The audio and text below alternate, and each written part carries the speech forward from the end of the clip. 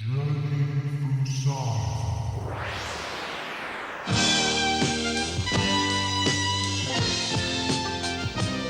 Hitchhiker's Guide to the Galaxy is a wholly remarkable book.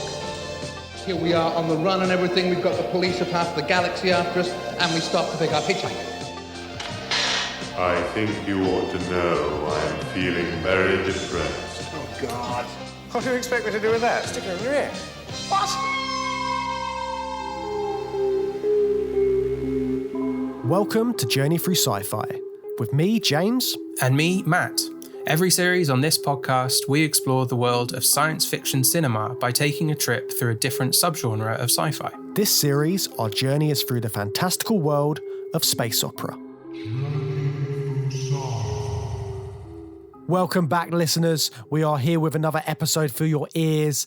And this time on the show, the main words which we're concerning ourselves with are don't panic.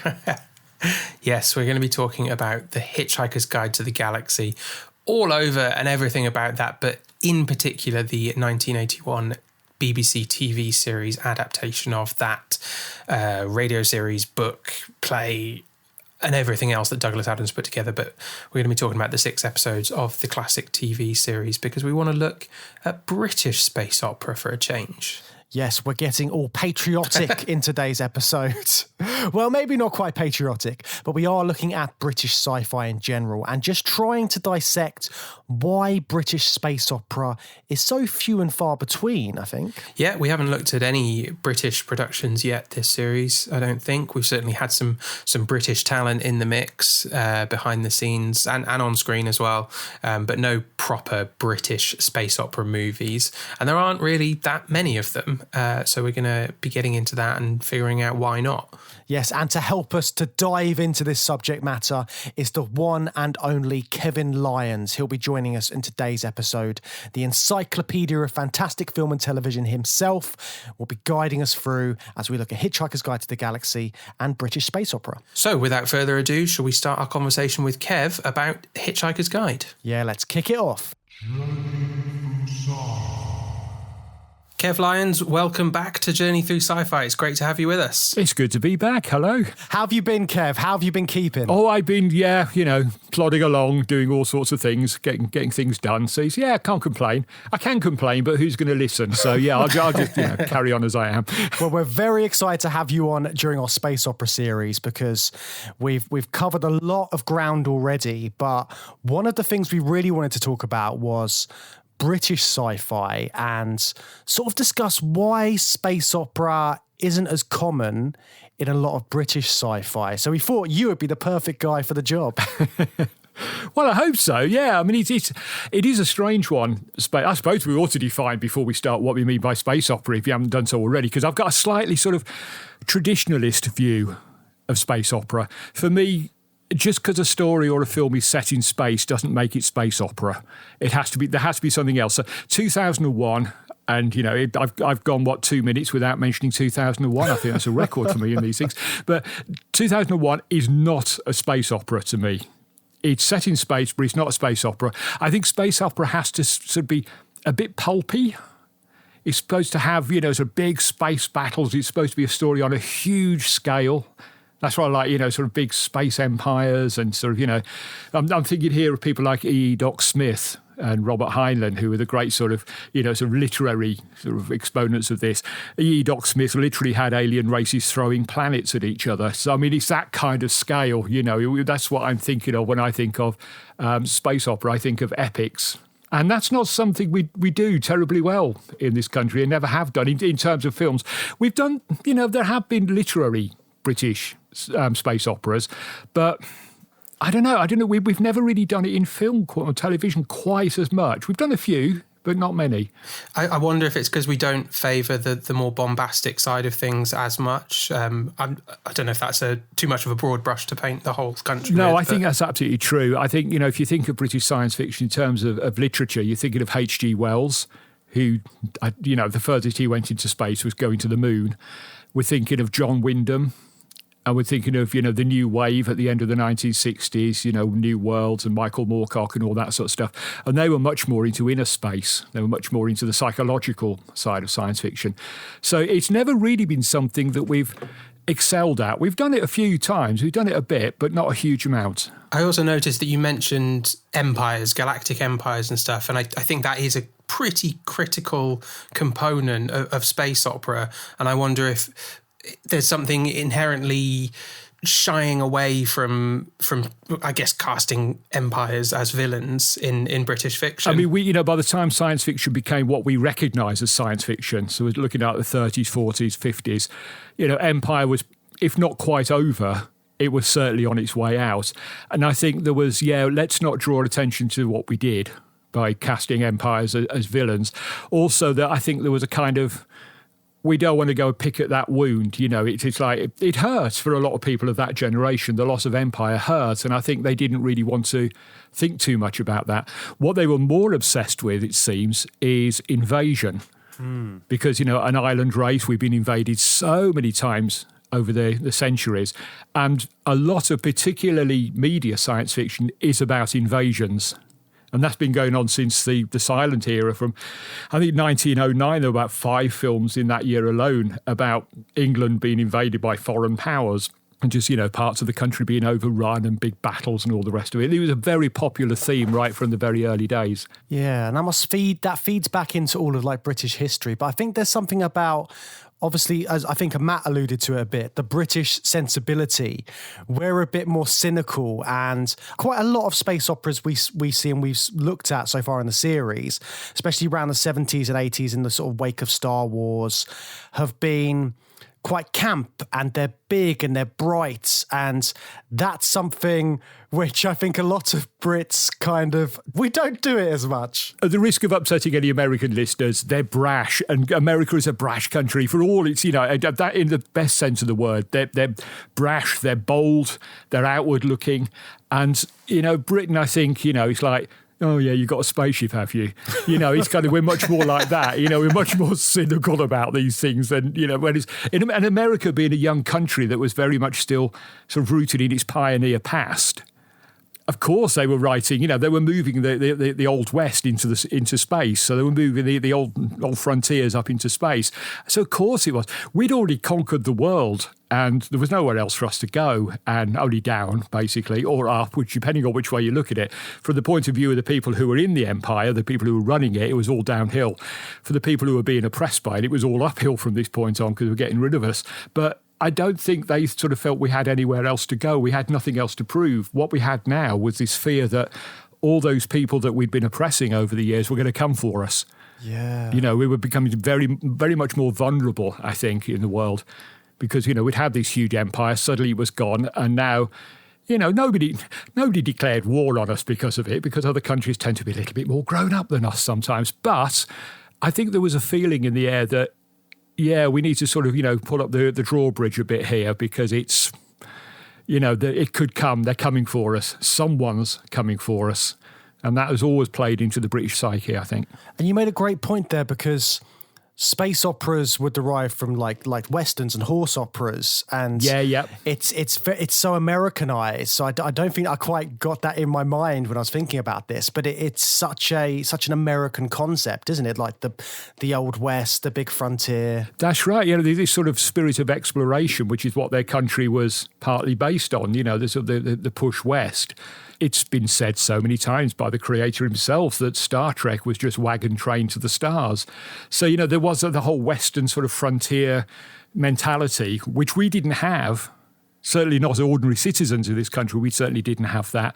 So, yes, it's much more of an American phenomenon than it is a British one. And even just in terms of the structural backdrop of moving space opera into film, James, you were talking about it, the Western connection cinematically, but also just the format that they reached cinema in the early film serials. That's a very Hollywood construction. So even, not just the broader West of America, it's specifically this very Hollywood invention of the film serial going before the movies. The episodic structure lends itself, space opera bends itself to the episodic structure and they complement each other. That's right, it does. Yeah. And of course, a lot of these things were written, although there were books later on, they were written for, amazing science fiction, astounding, whatever. They were written serialised. Even the big ones like Dune was written as several short novellas before it was all brought together. So, they were done kind of like serials anyway in the literary form, before we even got to films. And Star Wars, if Star Wars is not a modern... I will say this several times, I apologise. I'm so old that for me, Star Wars is a modern film. Star Wars is where everything changes. It's the beginning of the new films, even though it's, sort of decades old now. But it's a new serial, not just the film, the individual first film itself, which has all the sort of the techniques of a serial. Got the wipes and the fades and all the rest of it. But then it serialises over a series of films. So it is just a serial writ large with much bigger budget. Star Wars' impact on cinema is so profound, isn't it? It shaped everything that came after it. There were so many imitators. Everything was trying to be the next Star Wars. And you look at Marvel now. Marvel is trying to do it. They've got Star Wars. Disney has all of that power now. It was. I mean, it was. I'm not a huge fan of the Star Wars films, particularly, but even I can recognise what a game changer they were. The cinematic world is definitely split between what came before Star Wars and what came after Star Wars. We'd had a summer blockbuster beforehand in the shape of Jaws, but that felt like a one-off. And then suddenly this tiny little film, and let's not forget that Star Wars was actually a tiny little film that no one thought was going to do anything. It was just this guy that had done American Graffiti who got this crackpot idea about making a space film. So let's bung him a few thousand and see what he can do with it. And it just turned into the biggest thing ever. And I don't think even George Lucas was actually aware of how big it was going to be. Hence the fact that if you see the original prints of Star Wars, it doesn't say Episode 4 or whatever it is, A New Hope. It just says Star Wars, because he never thought there'd be a sequel. He never thought we'd be talking about it all these years later. It was just the next film he was going to make. And then suddenly it becomes a whole cultural phenomenon. And so you said you're not a massive fan of Star Wars. Are there any space operas in particular that you're a big fan of that stick in your head? Well, if we count Dune as a space opera, and I think we should do, because it's about empires and space battles and all the rest of it, then I've really enjoyed the recent film version. The David Lynch version, much as I like David Lynch, not quite so much. It makes too many changes for my liking. But, the recent film I thought was very good. I have a huge soft spot for a film called Battle Beyond the Stars from 1980, which is a kind of very jokey, very campy, very silly sort of knockoff of Star Wars. In fact, it's a Magnificent Seven. They're going back to that Western roots all completely with this one. It's the Magnificent Seven. It's the Seven Samurai if you want to go back further. And, it's got a fantastic cast. It's very silly and it's very camp and it's ludicrous, but when I watch it, I can't help watching it, but with a big grin on my face because it's just so, and it knows it's silly. That's what's nice about it. And of course, on television, I love things like Blake Seven. I've always loved Blake Seven. Now, that's a proper space opera. That's huge. And, we can go back further into my childhood. In fact, this slightly predates me, but it was always there in my childhood. Jerry Anderson's Fireball XL5. Now, there's a space opera for you. That's all with space rockets and robots and battling villains and all the rest of it. I was born in 1962 and it was made just before that. So it was there the whole of my early childhood, like everything else. Jerry Anderson was just there. And yeah, it's Steve Zodiac, who's the pilot and captain of the brilliant. He is the spiritual descendant of Dan Dare, who of course was our big space opera hero in the comics, and he's kind of like a Dan Dare brought to life. It's just these sort of wild tales of Fireball XL5 hurtling around the universe, just doing all the things that Jerry Anderson did so well. Whopping great explosions and fantastic hardware. Anything any self-respecting 60s boy would love. I feel like that one, I think I've seen clips of that, but I don't think that one got a second life in the 90s the way the colour ones did. Exactly, yeah. It kind of came and went, really. It was repeated a lot when I was younger, but the world was black and white in the 1960s, so that was fine. But, Thunderbirds, Captain Scarlet, they were always much more repeated because they were in colour and easier to sell. But if you get a chance to see it, have a look at a couple of episodes, because, they seem quite quaint, I think, if you weren't there at the time, but they are a lot of fun. I think Jerry Anderson had a good eye for what makes space opera work so well. It's just that most of his shows weren't set in space, so they weren't space operas. Stingray is a space opera. It's just underwater. It is just underwater. Thunderbirds is a space opera. It's just set on Earth. But yeah, it's got all the qualities. Yeah, you're absolutely right. They got all the qualities of a space opera. You know, they're epic. They're huge. Things blow up in Jerry Anderson programs like no other explosions. I mean, they are extraordinary explosions, and that's what you want from this kind of pulpy science fiction, isn't it? Definitely, you want all of that. And you said a bit about Dan Dare there. So even though Britain hasn't really had the sort of the space opera on screen, is it more in the sort of literature? Is it in comic books previously and stuff like that, would you say? Yeah, well, we had that. We had the Trigon Empire, which was another big comic series. So yeah, we were quite good at doing in comic form. And I think it was because I don't know, we've got this sort of thing, haven't we, that it's slightly disreputable science fiction. It's for kids, and space opera more so than most. So stick it in comics and everybody's fine. And we didn't really write a great deal of not to the extent that the Americans did. We didn't write a lot of space opera. It's only been in more recent times where you've had people like Ian M. Banks who've completely revolutionised the whole genre. You know, it's like Ian M. Banks is the literary version of Star Wars. There was space opera before Ian M. Banks and there was space opera afterwards, because, you know, he completely changed everything and he made it acceptable to a lot of people who probably wouldn't have been seen in the science fiction section of a bookshop previously. Ian's whole idea of the culture, it's so fascinating, isn't it? This entire world that he's just really built out. It's brilliant. This is where I think space opera came of age, whereas before it was very pulpy. It was, you know, with one bound, it was across the other side of the universe, dragging 5 planets behind him, that kind of thing. This is where it became a bit more sort of, for want of a horrible expression, grown up. It became a bit more serious. It became a bit more, I don't know if it's even respectable. I would hope it's not respectable. I wouldn't want it to be respectable. But I think he ushered in a whole wave of space opera fiction that would be reviewed by The Guardian, whereas I don't think they would ever have touched E. Doc Smith or even Isaac Asimov or anybody like that. You know, I don't think they would have bothered with it. We then got people like Alistair Reynolds and Peter F. Hamilton came along who wrote absolutely epic books. I mean, they're doorstops, but they're real page-turners. They've obviously grown up reading this stuff from America, and they've managed to fuse it onto a very British sensibility, and somehow they pulled it off. More power to them. More of that, please. Yeah, and Adrian Tchaikovsky is one which comes to mind, definitely. His one's fascinating me so much because he's got stories where you've got an entire planet of evolved spiders, another one of evolved octopus, I think it is, or squids. They're just fascinating the way he's built this out, but because of the science in it as well, they're totally believable. Oh, of course, yeah. I mean, you know, in the old days, you used to have the sort of Flash Gordon type stuff where you'd have to park your sensibilities and just hope for the best because it's so ludicrous. Nowadays, they can get away with writing ludicrous ideas, but it's so well written and so well researched and so persuasive. You don't think about it. You just buy it. Yeah, Planet of Squids, fine. That makes sense. I can go with that because it's so well. It's the selling of it that's the hard part. And these guys have sort of learned how to sell these big, amazingly weird ideas in a way that sort of, you know, just people just buy them. They buy into the idea. It's insane, but yeah, it works. I haven't read a lot of these big British sci-fi authors that we're talking about, but it sounds like they're kind of more in the hard sci-fi realm. Is that accurate? It's like realistic stuff. I think all the best space opera was hard science fiction, you know, and that's why, you know, again, we've tended to favour really a lot of the time the softer science fiction. You know, so we have had, you know, John Wyndham, who is much more into invasions and just some general weirdness. And, you know, he wasn't a scientist. He wasn't sort of, you know, talking about photon drives and all the rest of it. None of that sort of thing impressed him that much.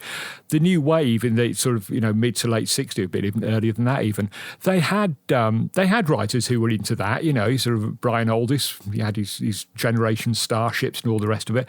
But they weren't really, they were much more interested in the psychological ramifications of the technology on people, whereas space opera is, look, we've got a rocket, let's go.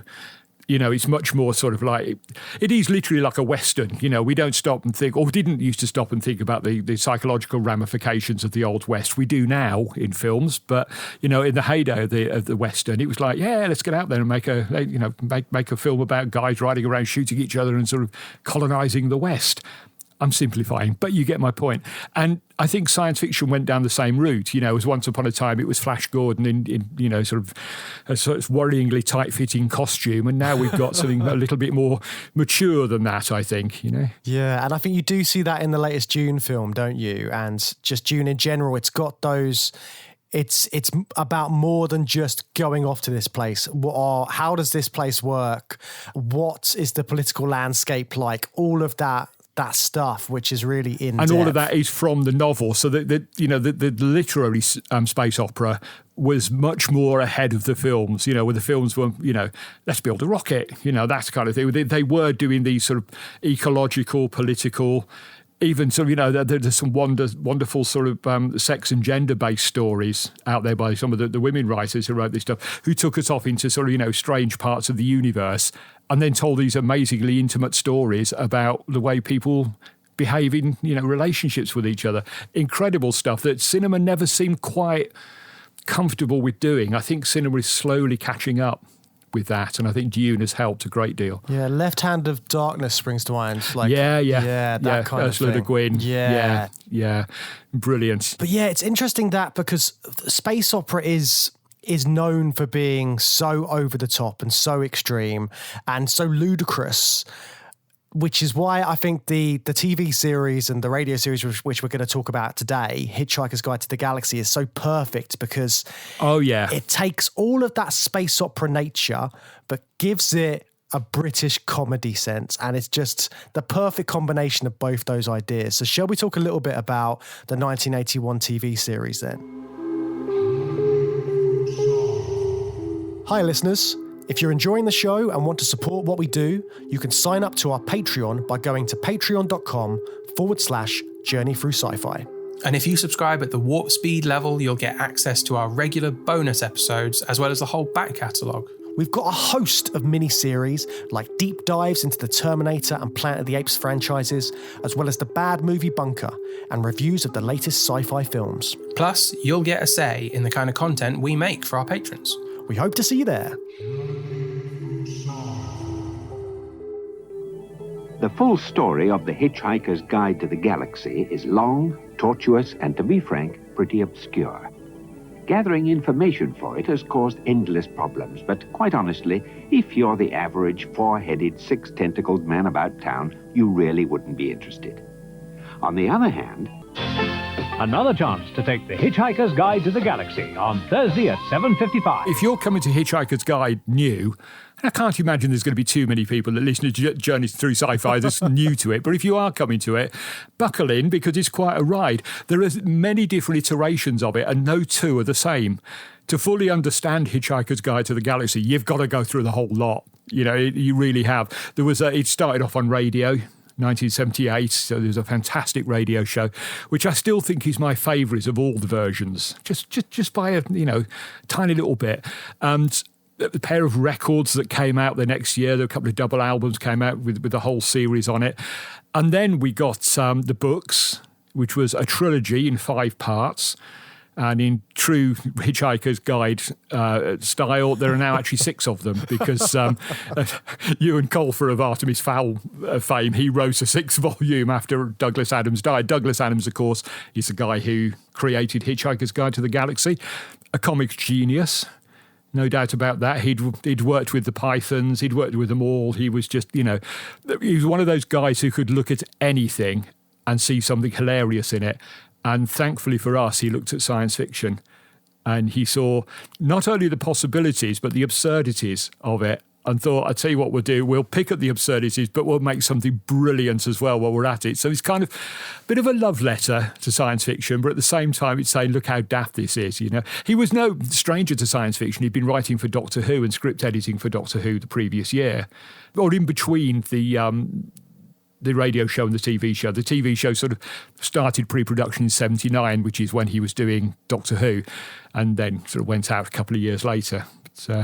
But yeah, the TV series, what a masterpiece. What a wonderful 6 episodes of just pure genius. Marvellous. It's fascinating talking about the mediums as well. Like you say, it started off as a radio series. It was it was on records, it became a book, it became a TV series, it later became a film, but it was also like a stage version of it. The stage version, yeah. And this yeah. is another thing, because Doctor Who was running a stage version at a similar time, That's right, wasn't it? It was, yeah. Yeah, it was. And there was a kind of a thing at the time, let's take these things which are difficult enough to do on television and let's put them on stage where they're impossible to do. They did, I think like a 24-hour long or something. There's a series of books called the Illuminatus trilogy, which is this incredible. I mean, if you could get hold of them and read them, they're amazing. It's massive conspiracy theory with all these sort of secret organisations fighting each other for control of the world. You can't possibly explain what Illuminatus is about. It's just insane. They decided to put it on stage, and it was about 24 hours long because it was just this epic story. And then, I tell you what, we have enough trouble putting Doctor Who on the screen without a quarry. Let's put it on a stage. Let's do Hitchhikers on a stage, blow the world up on a stage. It's a madness, absolute madness, but fair play to them for trying it. And it all seems to be coming at once for Douglas Adams. Like you say, he was doing Doctor Who scripts at the time, whilst he was waiting to try and get Hitchhikers commissioned, I think it was, because they did a pilot at the BBC for the radio series. Yeah, they had all sorts of talk about, because, the special effects in it, the book itself is all animation. It's all hand-drawn animation, even though it looks like CGI. There was no CGI back then. They hand-drew it. And they talked about doing the whole thing as an animated series, but they got cold feet because they thought, no, that's for kids. We don't want to do that. We'll do it as a... And, they had to sort of come up with all these... How are they going to translate stuff that he'd written for the radio, all in the mind's eye? Brilliant. I'll tell you what I'll do. I'll start this story by blowing up the Earth. That's easy when you're doing radio, because you just say, oh, look, there's the Earth blowing up. You have a big explosion. There you go. Your listeners fill in the gap. On television, you can't do that. You actually have to show it. So they spent a long time trying to work out how they were going to carry all of this off, because it was an incredibly technical programme. More special effects, I think, in 6 episodes than have been in pretty much most of Doctor Who to date at that point. Every single episode is crammed with special effects. The animation is amazing. We can look at things. We can look at Zaphod Beeblebrox and his wobbly head and all the rest of it. And some people, not us, because we're good people. Some people might sneer at that, and they're wrong, because it's they can sod off and watch something else. It's great, but the animation is just amazing. The animation is superb. The amount of people who do actually to this day think they were using computers to do that. And they weren't. It was just all hand-drawn animation. It's so beautifully done. And it's so essential to the character of the series as well. It's like it's bringing the book to life. Peter Jones can carry that off on radio, but you need to bring another layer of it, don't you, to the screen? You couldn't just have a blank screen. You had to have something going on there. And those animations are amazing. If you watch them back enough, as I have over the years, just watch them. You see all strange little details, little in-jokes and little references in the animations. It's just crammed with visual gags. Being able to pause it and read the text and take in the joke. I was watching, I was doing exactly that, and then I realised, this is from 1981. People weren't pausing this. Well, when it went out in 1981, I thought I was a fairly early adopter of videotape, but I didn't have a video machine until 1982. I didn't get a recording of it until they showed it again at some point, either on a cable channel or something. So when it was going out, there was virtually no chance that anybody watching it was going to see any of that detail in the animation, but they did it anyway. Who's it for? I mean, it was just simply for I think it was just simply for the sake of the animators. I think they were just having a good time. They said to themselves, look, we're doing the greatest book in the universe. Why don't we just go for it and do it? And of course, all these years and decades later, it's paying off, because now, like you say, we can pause them on DVD and streaming and actually read what's on there. So, yeah, it was quite a sort of forward-thinking move, really. Yeah, it's such a painstaking process. I watched a little behind-the-scenes documentary about it with the guy who did the animation, Rod Lord, who won a BAFTA for it. And I had no idea they did it like this, but each bit that you see on screen is one single picture they've drawn. They've turned it into like a negative, and then they put it They projected it on this screen. That's right, yeah. Taken and then turned it to celluloid, each shot. And then with the words, it's a bit of black card that they're revealing each letter slowly. So it's animation of a very crude kind. I mean, it's literally... It's the same kind of animation that used to do things like Captain Pugwash and things, where they would just cut out little figures. It's exactly the same animation style as that, but you'd never know it. Looking at it, it looked, even in 1981, it looked mind-blowing. Today, I still can't get my head around how they pulled that off. When you look at, I'm never going to be a person who's going to slag off my beloved Doctor Who, but when you look at the special effects that were around at the same time as that, you think, oh yeah, I do love this. You're watching it through gritted teeth, and you watch Hitchhiker's Guide, you think, why weren't they doing this on Doctor Who? This is astonishingly good. Yeah. Well, it's the cost. It is, isn't it? And I think there's conflicting stories about why a second series didn't happen, but you've got to assume budget put a pretty big thumb on the scale, didn't it? I mean, it was hugely popular when it went out. I can remember, certainly all my friends, all my science fiction loving friends were absolutely beside ourselves when we heard it was coming to television because we'd loved the radio show and we'd got the records and everything. But, when it came in, it was massively popular. Everybody was quoting it for years and years afterwards. It was a massive hit. But yeah, I can only assume that they looked at the receipts at the end of it and thought, oh, no, we can't do that. How are we going to make all these rubbish, soap operas like, nurty soap operas and stuff if we're going to do space opera as well? We can't. So there's something had to go, and sadly it was Hitchhiker's Guide. I think Mark Queen-Davey said, who played Zaphod, he said in an interview, the prosthetic head, got paid more than he did for the show because it kept breaking down so much. Down, that's right. It cost them more to do that than it did to have him there on the set. Wow, that says it all. And look, I know it's wobbly. And I know it doesn't look at all lifelike, but I bloody love it. I think it's hilarious. It is the fact that it's so lifeless that, the president of the galaxy has spent all this money on a prosthetic second head and it's rubbish. That's part of the joke. That has become, possibly accidentally, a part of the gag, that he cheaped out on getting this second head. And he just makes it even funnier, I think. They do lean into that, I think, don't they, with the voice as well. I haven't heard the radio series, so I don't know how they perform the second head voice, but the second head sounds defective as well, doesn't it? It's got this weird, low voice, he just sounds weird. When he's doing this, hi. Yeah. He's just got this sort of, it sounds more depressed than Marvin, so and wouldn't you be depressed being stuck on Zaphod Beeblebrock's shoulders? Man's a lunatic. And I mean, the plot for this film is bonkers, isn't it?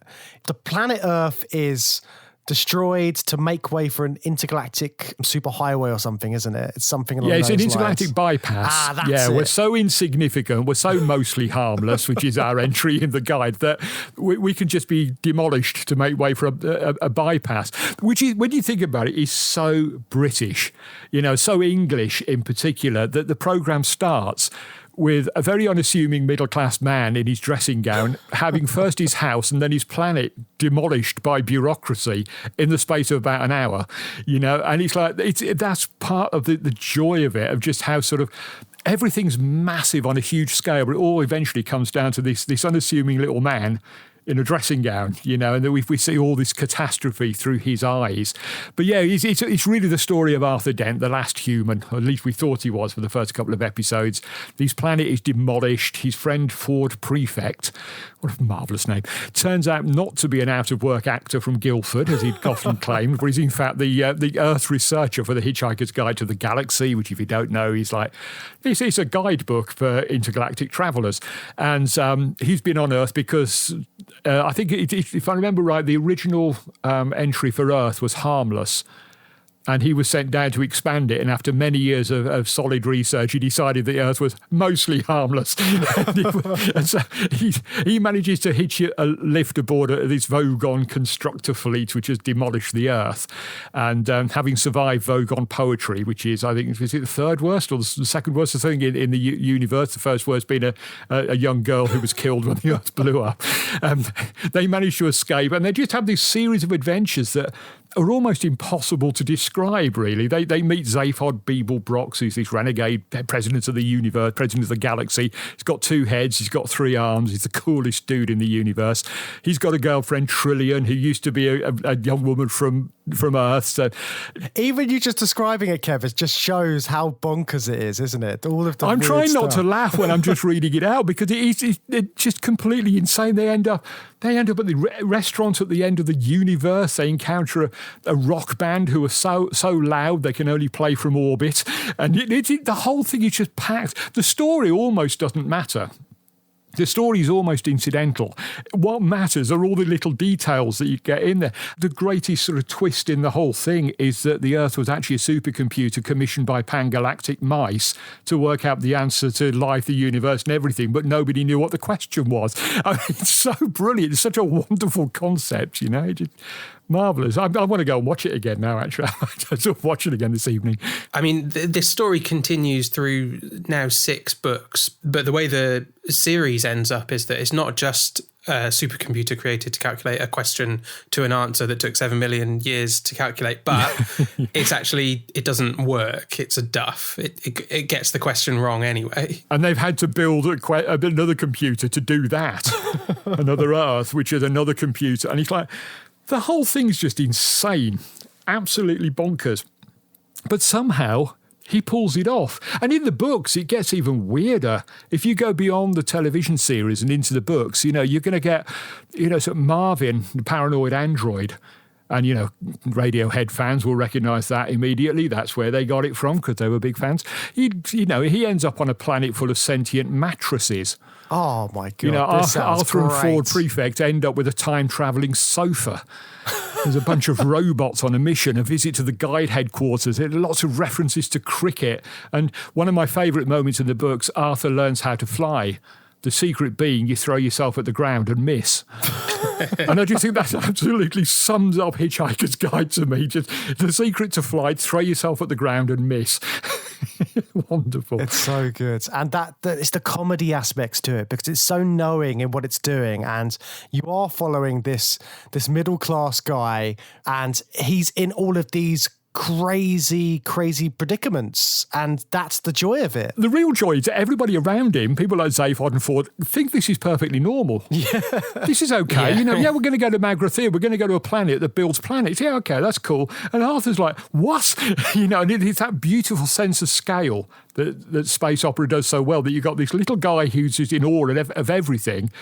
And these 2 idiots that are his mates who are just sort of like, yeah, whatever, this is what we do every day, you know? And it's a wonderful sense of scale without having to go to massive special effects. He just does it through character, which is very, very clever. But also I think the absurdity of it is still rooted in what actually happens in day-to-day Britain. The whole thing is predicated on a discussion about council bureaucracy.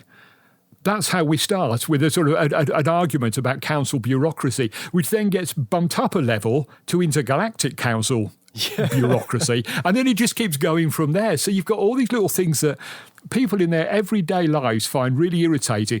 You know, Arthur really fancied this girl, and she went off with someone else. He just happens to be the president of the galaxy, have 2 heads and 3 arms. You know, and he said everything is rooted in the real world, but he just takes it to like you say, to the nth degree of absurdity, which is so clever. But all those concepts still have that proper space opera hook as well, don't they? Like, for example, it is civil service, local council bureaucracy that ultimately destroys the Earth, but it's also an evil alien empire. You know, it's got that. It's an alien empire that's come across the galaxy to destroy the Earth, and we have no recourse. You know, that is a space opera trope. Well, he does a wonderful gag, and I hope I'm not spoiling. I hope everybody's, you know, at least aware of Hitchhiker's Guide. But there's a wonderful, one of my favourite little throwaway gags is about the massive alien invasion fleet that was heading for another planet, but had a misunderstanding about scales and ended up drowning in a puddle. Being eaten by a dog or whatever it was. And he's like, yeah, you know, it has got all those elements of space opera, but they're just, every bit of it is lampooned from beginning to end, and, you know, not done maliciously. You never get the impression that Adams was looking down his nose at space opera or science fiction in general. You get the impression he loved it, But he just recognised sometimes it could be a bit silly, so let's just run with the silly bits because they're a bit more entertaining. We can't do Star Wars at the BBC, so let's do something. Let's do Monty Python's Star Wars, which is essentially what it is, and that's how he approached it, I think. And it was, like I say, it's a work of genius. You can just watch that programme over and over again, and the dialogue is brilliant, the characters are brilliant, the situations are just mind-boggling. Really, really clever stuff. It's definitely lovingly done. That specific example you just gave of the tiny aliens that launch an invasion force, because it's a book insert. So those are they're like asides. They don't need to be there. They don't move the plot forward. Douglas Adams is doing that because he literally enjoys it. He's doing that for the sheer pleasure of writing about that thing. Because he'd read some space opera and thought, what would happen if they turned out to be really tiny? I can't make a series out of that. I'll stick it in the book. You've got to wonder how much of his time on Doctor Who was spent biting his tongue at these jokes, like popping into his head and going, I need to write that down for later. Allegedly, his original idea for it was actually pitched to Doctor Who. He was going to be he planned on it being a Doctor Who story.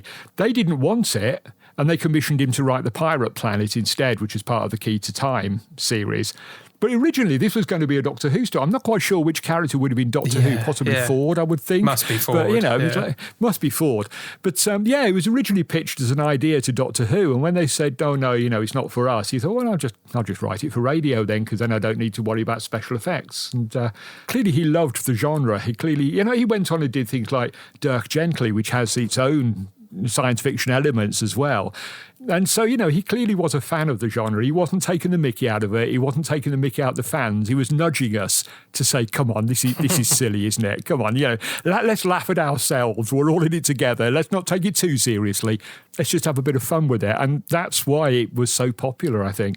And is that sort of mocking, gently mocking, lovingly mocking, is that part of what makes it so quintessentially British, or do you think it's some other aspect of it? I think there's one thing we can say about the Brits is that we do tend to take the mickey out of ourselves somewhat. We can be very maybe in more recent times we've become a little bit too sort of, annoyingly serious about ourselves. But one of our great sort of national characteristics is that we can mock ourselves. Anybody else mocks us and we're up in arms, but if we do it, that's all right. We can do that. And, there's so, as we said earlier, there's so many elements of British life, and particularly English life, in Hitchhiker's Guide that are just being sent up mercilessly. I mean, everything from sort of, the movement of small green bits of paper that made people happy, even though the small green bits of paper weren't actually unhappy themselves, that kind of thing. This whole sort of normal, everyday British experiences were suddenly sort of being sent up in a way that made it, I think, acceptable to be sort of lampooned that way, because it was like about aliens and spaceships and stuff. And that's where science fiction has always triumphed, I think, that they can get satire through in science fiction that you couldn't do in straight drama. You can get away with sort of lampooning things in science fiction and people don't get offended because they either think, oh, yeah, I get that, I feel clever, or no, it's just sci-fi, isn't it? We don't, it's just aliens. We don't worry about that. They don't represent it's just anything. aliens. We don't need to worry about that. So actually, there's a long strain of the satire in science fiction. I think there are satirical elements in Hitchhikers. I think he's more going for the belly laugh, but I think there are some satirical bits in there as well. It's just there's a wonderfully poignant bit, isn't there, about the girl who's sitting in a cafe, who finally figures it all out. She's finally figured out where we went wrong, and then the Vogons blow the planet up. And it's hilarious, but it's also kind of poignant. That had they delayed it by a day, we might have had a really great world to live in. But no, she would just happen to have come up with the idea literally as they pressed the button on the constructor fleet and blew us up. A lot of Adams's humour seems to come from that sense of disappointment, a sense of things could have almost been good, but everything is inherently bad. But also, don't panic. Don't panic about everything being inherently bad. Everything's actually fine. Just don't worry about it. There's this. It's a weird. I don't know if you call it nihilism. It's just everything always goes wrong. Everything functions badly. Everything's broken and rubbish. But don't panic. Well, that's why the Hitchhiker's Guide, the book, is such a big seller across the universe. Is because it has the words "Don't panic" written on the cover, which are just great advice for anybody. But yeah, it's kind of, even when they're out in space, I think Arthur says a couple of times when he arrives on a planet, he said, "Oh, I didn't think it'd look like this," and Marvin said, "Yeah, it's rubbish, isn't it?" And it's like, all those sort of things we thought in space operas, we're going to see these magnificent sights, we're going to be out there with Kirk and Picard exploring the universe, and no, it's a quarry. And it just looks a bit naff. And, when they've got this sort of, this spaceship, which is like the ultimate spaceship, and it's got a really annoying computer in it, it's just everything. There is, yes, a crushing sense of disappointment about the whole thing. And certainly the way it ends is like, we went through all that and it still didn't work, But that's a very British thing, I think. Yeah, just moving on through disappointment, isn't it? Just muddling along, yeah. I saw this, I was very young when I saw this. My dad was a huge Hitchhiker's Guide fan, and he had this all taped off TV. And I remember the ending being really disappointing. And I remember just being like, well, I look forward to more episodes, like this. I'm watching this like 10, 15 years later than when it aired. No idea when it aired, but I was just like, well, great that there's more, right? And my dad's like, no, that's it. But as watching it back for this as an older viewer, I think the ending is brilliant because it so fits in with everything else Adams is saying about the disappointment of life. Of course, the Earth as a supercomputer doesn't work and they're just going to walk off into the sunset and we don't get to find out what happens with them, but it doesn't matter. It's the difference between American and British space opera, isn't it? The Star Wars is all triumphalist and everybody gets a medal and everybody lives to fight another day. Then Hitchhiker's Guide, you just hear, sort of what a wonderful world as they wander off into these sort of prehistoric forest, not having really achieved anything at all. So, that's part of that is sort of really is part of the joke, I think, that, that's what life's actually like.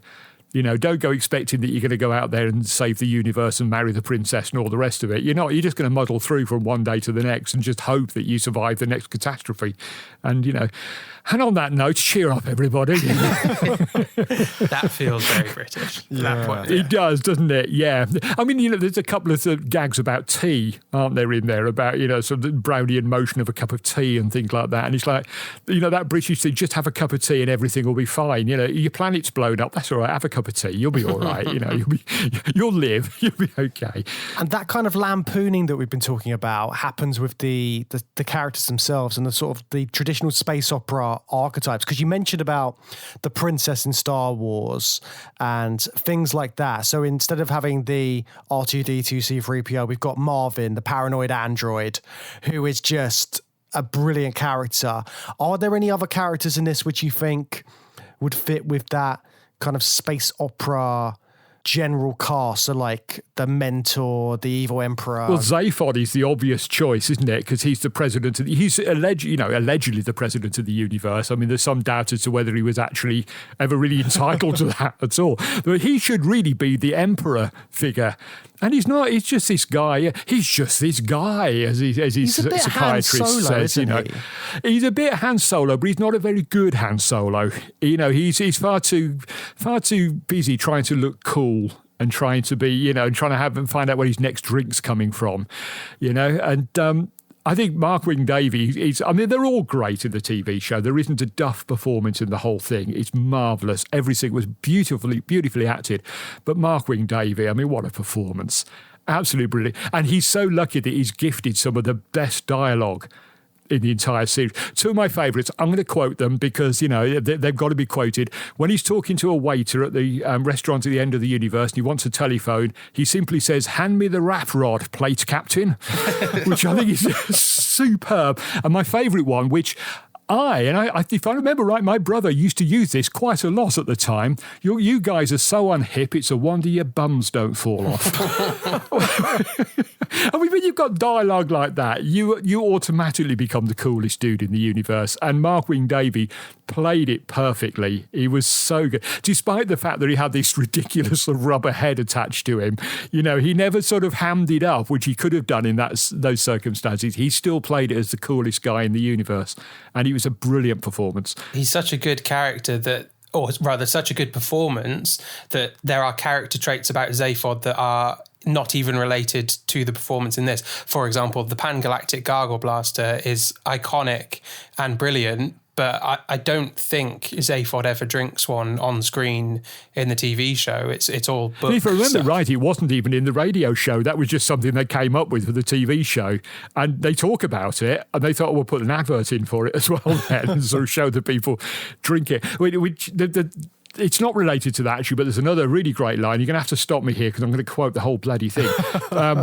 Where Ford says to Arthur, said it's about space travel, it's uncomfortably like being drunk. They said, what's so bad about being drunk? And he said, well, ask a glass of water. I mean, it's a beautiful line, brilliantly delivered. Absolutely. Well, I'm going to stop there because I will just keep on quoting everything from it. But all of those things, they're talking about food and drink and the world themselves. And it's like all those things you get in space operas. They're really painting that picture of what it's like. It's like the cantina in Star Wars, but it's the restaurant at the end of the universe.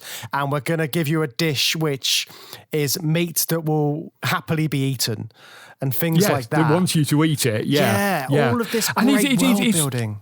World building, that's exactly what it is, yeah. And, he sort of obviously takes that a lot further in the books. The first couple of books I was a bit disappointed with because I think they were just the radio script just split out into dialogue lines. It gets a lot better when you get to the third book onwards, where they become actual books. They were written specifically for books. And he really, really builds the world even more in the books. I mean, it's a really complex world he's created. Yeah, and it's all interlinking. And just out of interest, do you follow the same characters throughout in the books? Is it Arthur and Ford on their adventures throughout? Arthur and Ford and Marvin and Zaphod and Trillian are a little bit less prominent in the books, but they are still around. So yeah, we do see that we pick up some new characters along the way as well.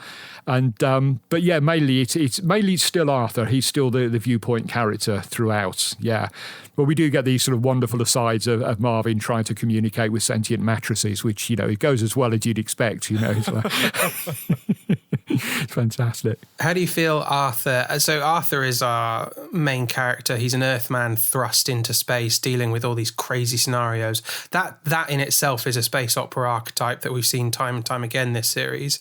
How do you feel he compares to the archetype role that he's stepping into? We've talked at length about Flash Gordon, Buck Rogers. They feel like the architects, and we talked about Dan Dare just before today. How do you feel Arthur Dent compares with or contrasts to might be more appropriate? Oh, contrast is the word, isn't it? Because, even you might even sort of say he could have been comparable to Luke Skywalker because Luke Skywalker was just a sort of farm boy and all the rest of it. But he had a, sort of lineage of the Jedi, so he has superpowers and all the rest of it. Arthur Dent has a dressing gown, and that's all he has. That's his sole defense against the horrors of the universe. And because of that, he's an everyman. Even me, 1981, a working class boy, sort of thinking, he's a bit snobby, he's a bit middle class. I still oh, come on, Arthur, I'm just like you, really. This is exactly what I would do. That's exactly how I would have behaved. And that's what makes him. And I think the whole series works so brilliantly well. Is that they're not sort of athletic guys with superpowers. He's got no superpowers at all. He's terrified and confused the whole time. The people who are supposed to be showing him around are a pair of idiots. The real brains of the operation is Trillian. But of course, being a woman, no one listens to her. And that's again is part of the satire part of it. That she knows a lot more about what's going on than any of the blokes, but the blokes are just, we're going to go off and do our space adventuring stuff, But if they just stopped to listen to Trillian, they would have sorted all this out after a couple of episodes. I think Arthur does get very scared at times, and Ford in particular has to tell him, not calm, well, tell him don't panic, look at the book.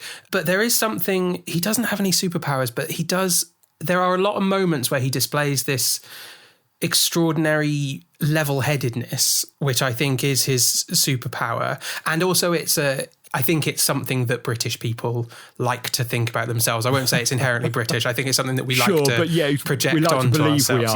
Yeah. So I think that's his superpower. He's going through all these situations. Slarty Bartfuss is explaining about the mice, and he's just sitting there sort of nodding along and saying, right, yes, the mice. Have you made a mistake? No? Okay, fair enough. I think by that point, he'd just seen so much that, like, pangalactic mice have actually built the Earth as a supercomputer. Yeah, of course they have. I mean, why, after everything else I've seen, this is a guy that's seen a whale materialise in space and a bowl of petunias. He is confused and he is frightened, but I think Zaphod's quite frightened as well because he has those marvellous sunglasses, doesn't he? The danger-detecting sunglasses, which go completely black at the first sign of trouble, so you can't see anything. Brilliant.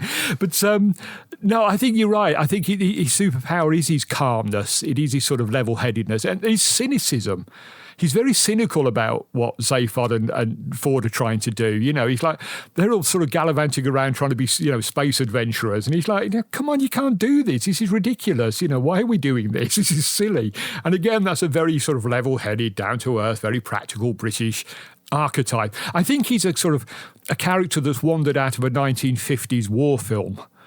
They were all very competent men and very sort of, level-headed, and, even in the face of danger, they'd carry on and all the rest of it. And Arthur's sort of like, I think in Arthur's head, that's how he sees himself. As this sort of, he's a decent chap who's, up against adversity. But of course, he's up against adversity that we've never seen before. So he's completely befuddled by the whole thing, as indeed we all were.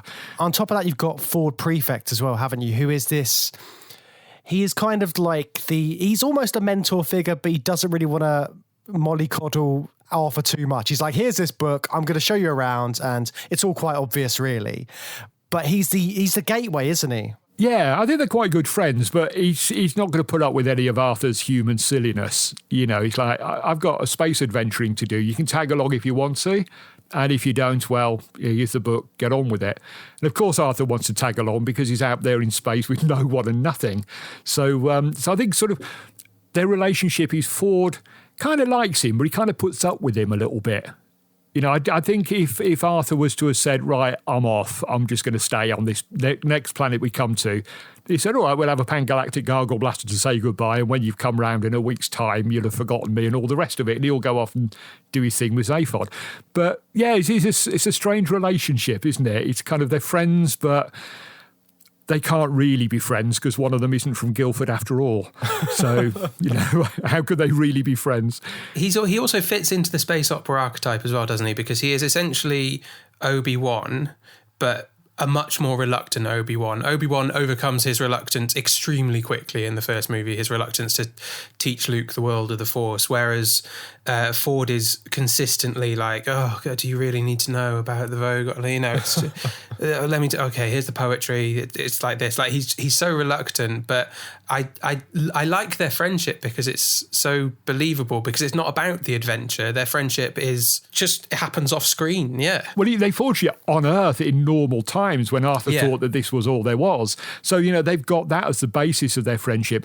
And I think it works because, Ford is such a slacker. He didn't really want to be on Earth. In fact, he was quite appalled, wasn't he, when he found out that the Zaphod had been there and not come and taken him away. He was bored on Earth, and he'd already written his assessment, mostly, which is his word. That was the only thing, his only contribution to that entry was the word mostly.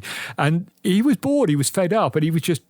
he was just trying to live a normal life. And I would love to see, it's one of the very few things I would love to have seen a prequel. Normally prequels, I don't care about prequels because we started at the right moment anyway. That was the right place to start. I would love to have seen their friendship developing. With us knowing that Ford was an alien, but Arthur's still completely unaware of it. I would have loved to have seen how did they meet? How did they forge this friendship when one of them was, sort of a galactic weary space traveller? How did they manage that? I'd love to have seen it, and I bet Douglas Adams had a backstory for that somewhere. Their relationship as well is so much like Doctor Who and his companions, but it's like a reverse one. Do you feel like it's lampooning that as well? Of course it is. Yeah. I mean, there's a lot of sending up of Doctor Who throughout the entire run of the thing. In fact, one of the novels is based on an abandoned story, Doctor Who and the Cricket Men. And that when that was rejected, he turned it into one of the Hitchhikers. So the whole thing is rooted. And of course, in Doctor Who, when the first David Tennant story, A Christmas Invasion, he actually mentions having met Arthur Dent and what a lovely chap he was. Oh, does he? And he does, yeah, because the Doctor regenerates in a dressing gown. And he said, somebody says something. He said, nothing wrong with dressing gowns. I used to know a man called Arthur Dent. He was a lovely chap. He only had a dressing gown, something like that. So the fans will know. Other fans will know it better. But yeah, he does actually get a reference. So in fact, Doctor Who and Hitchhiker's Guide coexist in his sort of strange little headcanon way. If you want it to, you can have them running alongside each other in the same universe. Well, the beautiful thing about Doctor Who is that any canon that fits is the canon of Doctor Who, isn't it? Yeah, there is only one canon in Doctor Who. It's the one you want to accept. Yeah. Anything else doesn't matter. Just But I think if you want to bring Hitchhiker's Guide into it, I think it's perfectly reasonable to do that, and it works. It does work. Yeah. Well, of course, he was setting up Doctor Who. He'd been writing it. He knew it intimately. He was script editing it. He knew how it worked, and he was bringing that humour to Doctor Who. You look at something like City of Death. You could imagine that City of Death is taking place in the Hitchhiker's universe. You can imagine that while John Cleese and Alan LeBron are standing there admiring the paintings, just across the channel, Ford and Arthur are down the pub forging their friendship. It all feels the same kind of sense of absurd humour. Is there a Doctor Who episode where they're at like a restaurant at the end of the universe, some place like that? I don't know if there is or not. There but it is, feels like yeah, it. there's an early one with, in fact, the second one in the new series, where he goes to see the end of the world from a space station, and the very rich can sort of come together and watch the end of the Earth, and then they can go back in time and bring another set in and watch that. So that's a very sort of similar restaurant at the end of the universe. There isn't actually a restaurant, but they are all eating and they are all having a party, so it's good enough for me. Yeah. Brilliant. Oh, that canon runs very deep in between those two series, doesn't it? Oh, it does. The more you look and the more you think about it, it's a good excuse to go and watch the whole of Doctor Who again, having just watched Hitchhiker's Guide. Take notes. You'll find an awful lot of crossover between the two. It's all in there somewhere. I'm definitely going to go and watch some Douglas Adams Doctor Who stuff, because I don't think I've seen any. I haven't consciously seen any. I may have done as a kid, but I haven't been aware of it. Well, City of Death, you're definitely in for a treat. It's a marvellous story. And like I say, you can feel that would belong somewhere around the periphery of the Hitchhiker's Guide stories. It sort of has the same feel to it. So this version came out in 81, and it feels very rooted in that sort of time period. Obviously, I have to mention the remake that they did, the film version in 2005. Why didn't that work? You have to mention it, do you? I have to mention it. You have to mention it, do you? Thanks to spoil my day. For posterity, we must discuss it. It's my duty to continue. I shall get on. In my notes here, in my notes for the 2005 remake, I've simply written "Oh dear," which is about as good as Mostly Harmless, really, isn't it? About as useful, but oh dear. I don't know why it didn't work. The story was there, the characters were there. I thought the cast were mostly good. I did miss, Mark Wing-Davey. I don't think, no one else could have done Zaphod quite as well. But it was all there, it was all in place, but just something didn't work. They didn't seem to get the sort of the delicacy of the humour. The timings were slightly off. There was with his humour, you need to leave just the right length of gap for people to get the joke, but not overdo it. And sometimes it did feel like, they were doing a gag and they were standing around nudging each other, going, oh, they're going to get it in a minute, they're going to get it in a minute. It's like, no, you need to be subtler than that. And, there were new bits that Adams wrote before he sadly died far too young. He wrote new bits for it, which I didn't think really matched what he'd written before. I know that the guys who directed it said they were huge fans of Hitchhiker's Guide, but it never felt to me that it was made by fans. It never felt to me that it was made by people who actually understood what Adams was trying to do. And, I'm not saying I understand it any better, but I can certainly see when other people didn't understand it, if that makes sense. I couldn't have made any better a film because I don't totally understand what Adams was always trying to do. But I think I know enough to be able to look at the film and say, no, they didn't get it. They didn't really understand it. I think the film goes too big. It feels too big. It's such a small-scale story. It's all about Arthur Dent and his small little life getting thrust out into the galaxy unwillingly. And that feels like the spirit of it. And then feeling like everything's a bit broken and doesn't work and everything goes wrong is also really important as well. So throwing a load of money at it and making it into an enormous thing. I mean, a huge amount of money got spent on the TV series and you can see it, but I think they capture the smallness of the story.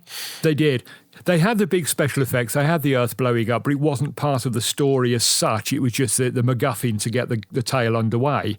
Whereas I think the film version was sort of a fairly sort of typical recent-ish science fiction film. We've got loads of money, let's do loads of effects. And Hitchhiker's Guide doesn't need loads of effects. You know, it needs to calm down, be quiet, and just follow the characters around, do what they're doing. Now, I don't know whether the people are brave enough to do that in film at the moment. Yeah, the effects really need to focus on, like the TV series does, the animation of the book. The book is a huge, huge character. The book is the name of the property. So the special effects, the main special effects should be like what the TV series does, which is lovely animated scenes, bringing that to life on screen. And the movie does do that a bit, but not. Yeah, it didn't not manage in the same it properly. way. No, it didn't. It didn't have any of the charm of the book. When you saw the book on TV, you understood that it was this highly eccentric piece of work, which had been cobbled together by highly eccentric people. Whereas in the film, it felt like we better put this in because they're going to expect it, so let's put this in. Then we can rush off and do the next bit of the film. And that's not how it works. The book has to be, as you said, an integral part of the story. Otherwise, why make Hitchhiker's Guide? Yeah, What would be the point? That understanding of the humour as well you were talking about, like the sort of nudge, nudge, wink, wink moments in the film. The series originally was going to have a laughter track, wasn't it? Because that was the BBC's their initial policy thing. at the time. Yeah. And then can you imagine it? Wow, it's just it'd be too much. If they'd done that, I can pretty much guarantee we wouldn't be sitting here talking about it now. To be honest, it would have been something like. Oh, God, what was that thing with Molly Sugden when she ended up stranded on a space station? What was it called? Come Back, Mrs. Noah.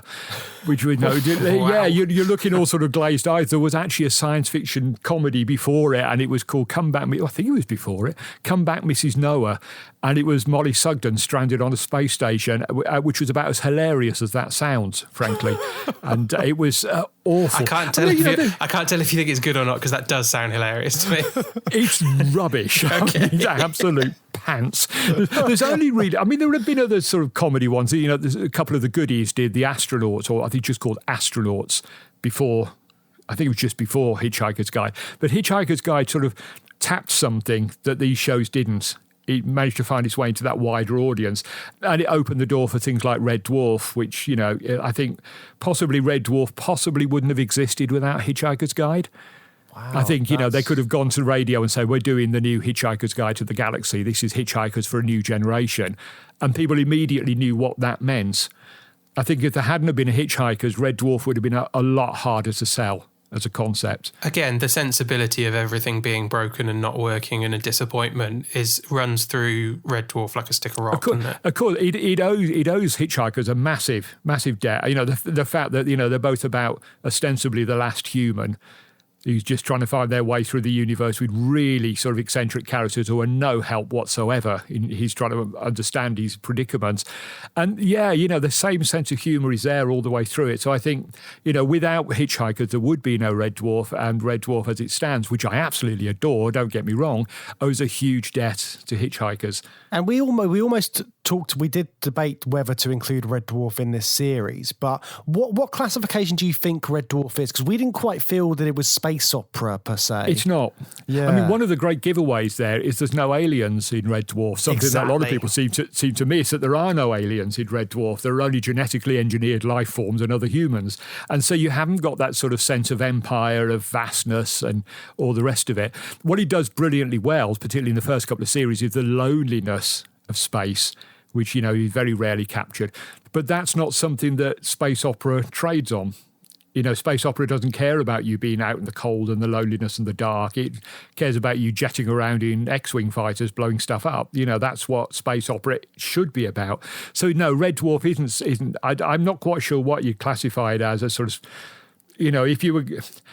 Oh, God, I can hear the fans moaning at me now, but I'd put it in the same sort of category as something like Interstellar, which isn't, 2001, which isn't space opera, but it's just set in space. I'm not for 1 minute, people, if I could just say, because I hear them building another Wicker Man out there for me, because I say these stupid things, but I'm not comparing Red Dwarf to 2001 and Interstellar. I'm just saying they're of a kind. That's all. I think Red Dwarf is to hard sci-fi and serious sci-fi what Hitchhiker is to space opera. genre. Oh, It's I a think you're loving absolutely right, parody. yeah. I think that Grant and Naylor were always trying to be very serious about the sci-fi concepts that they included and then do a silly take on it, whereas Adams has got this Doctor Who techno-babble background, and that's what he finds funny. Those are the sci-fi concepts that he wants to parody. And they're both doing it lovingly. But what's beautiful about both of them is that there have been other things, like Hyperdrive, for example, which are just sort of bog standard sitcoms that happen to be set on a spaceship. Come Back, Mrs. Noah was pretty much the same. Both Hitchhiker's Guide and Red Dwarf could not exist without the science fiction. The science fiction is just as important to both of the stories as the humour, and one feeds the other. So, they're proper science fiction comedies. They're not just sitcoms in space, which is, a very different breed altogether. Yeah, definitely. It's so interesting just to see how much this has influenced sci-fi comedy in general. It made me think of stuff like so Mission to Zix is like a podcast which has a lot to owe to this, I would say, like the radio series that it was spawned from, all of that kind of stuff. Could you see Hitchhikers being redone now? I know it was going to initially get a second series at one point when it was on the BBC. But yeah, like we said earlier, the cost, we think, probably killed that because it was just, they had other things to spend money on. They couldn't just keep appeasing us Hitchhiker's Guide fans by spending a small fortune on another 6 episodes. But could it be done today? I can't see why not. I would have to overcome my massive aversion to anybody else playing the characters because I've lived with those actors playing the parts now since 1981, before even in the radio series. And, there would be my sort of, typical old man knee-jerk, oh, no, I'm not going to listen to that, not going to listen to that, no. But of course I would, and I'd watch it on TV and so on. Given someone who understands Douglas Adams, and that's a really important thing here, given someone that's sensitive enough to the material, and if you don't go around rewriting it, as long as you can get someone in whose ego can be put in check so they understand you're not Douglas Adams, no one is Douglas Adams. Douglas Adams was one of a kind. He created something amazing. It doesn't need fixing. It was never broken. Just do it properly. I can't see why not. Unfortunately, I don't think that's how the world works. I think people would want to come in and say, oh, yeah, it's brilliant. It's my favourite programme ever, but I'm going to change everything about it because I'm doing it now. And it's like, no. It's not yours. It's Douglas Adams. You're just interpreting it. And I think that's what we need, is someone who can understand that.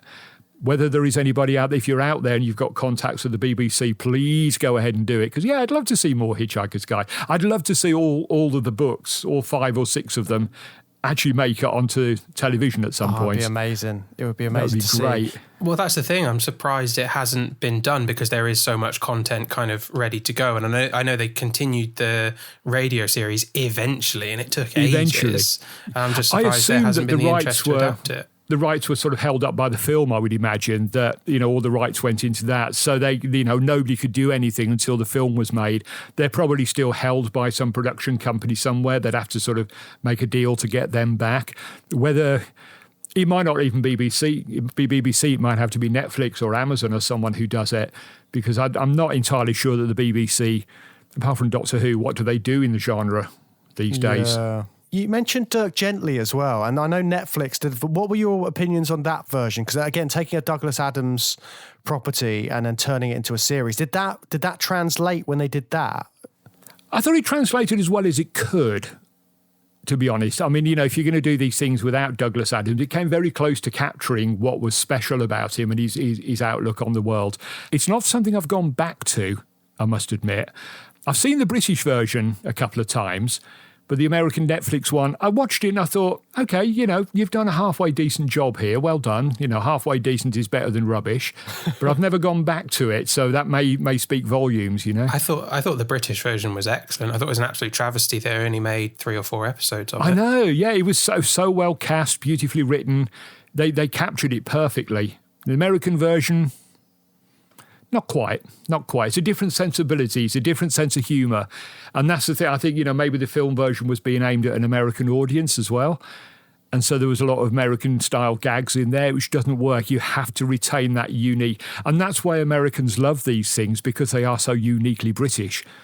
Because they can look at them and say, look at these crazy Brits doing this nonsense. Isn't it brilliant? That's why Python took off over there, because they just they can't believe that this, very stiff nation, very sort of, very, very proper, very upright nation could be quite as mad as these programs are. And that's what's part of the international appeal of these programs, I think.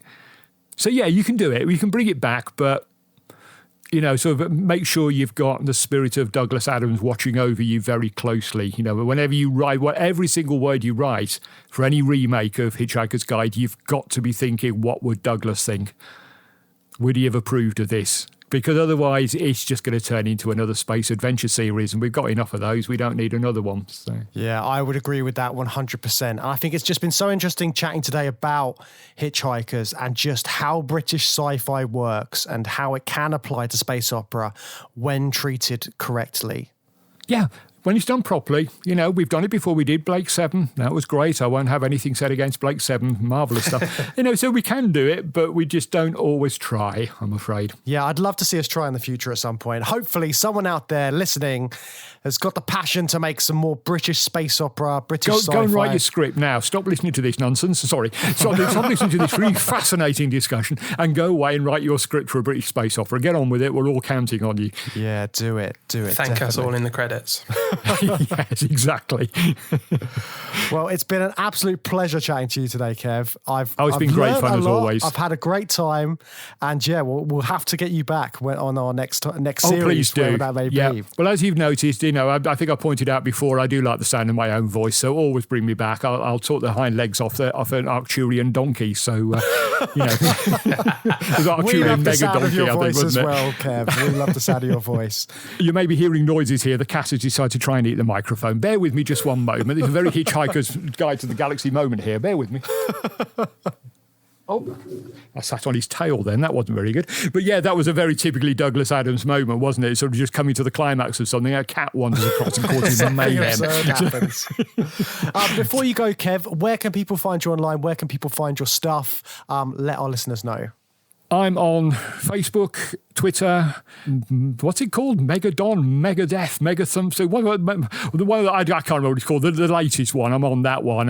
You can usually find me under EOFFTV because that's my website. So that's me. Go and have a look. If you're there, come and say hello and come and join the Facebook group for the website. There's reviews going up every day, including space opera. And don't worry, I'm not going to slag off Star Wars anymore on the site, I promise. I've made that a promise to myself. It's okay. Well, we're a good counterpoint to that, so it all works out at the exactly. end. It all balances out in the end. Thank you so much for coming on, Kev. We really appreciate it. Thank you, Thanks Kev. a lot, guys. Thank you. Cheers. Thanks again to Kev for joining us. That was a fantastic conversation with Kevin Lyons from EOFFTV, the Encyclopedia of Fantastic Film and Television. Yeah, always a pleasure chatting to Kev on the show. And I feel like we've really managed to get into the meat of what it means to do a British space opera and why it works more for American audiences and American filmmakers. And I think that's really, it's opened my eyes to a lot of the reasons why space opera works now. The nooks and crannies of British space opera explored here. And yeah, we definitely had a proper tour of the universe as well, looking at Hitchhiker's Guide to the Galaxy. I mean, what a series that is. I hope they make something again in the future based on Douglas Adams's work, because they're just so quintessentially British and they're just so interesting. I mean, they're great.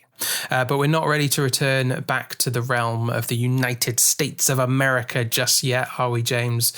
Where are we off to next week on our journey through space opera? Well, we are heading back to the shores of Japan once again to look at some intergalactic space battles and giant robots.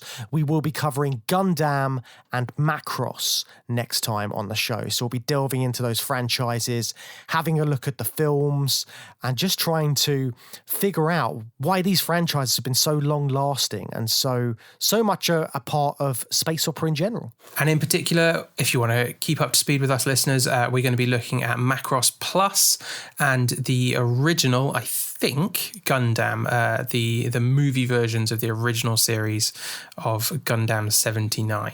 Yeah, the cut down versions of those films, because we've got to be honest, we haven't got time to sit through all of those episodes just at the moment. But hey, the films are out there to give us a proper guide through the world of Gundam.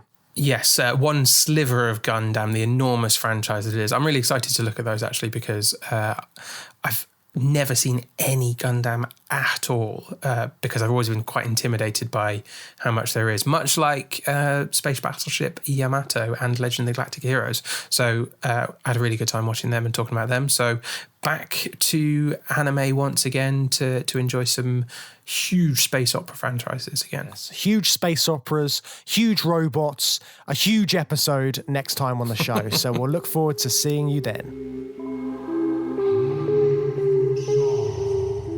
Thanks for listening to this episode of Journey Through Sci-Fi. You can find us at journeythroughsci-fi.com, where you can find links to our social media and join the conversation. If you've enjoyed what you've heard and want to support us, why not leave us a review on your podcast app of choice? It really helps new people find the show. You can also support us on Patreon at patreon.com/journeythroughsci-fi, where you can receive exclusive bonus episodes every month. Don't forget to subscribe to the show, and we'll see you again next time for another Journey Through Sci-Fi.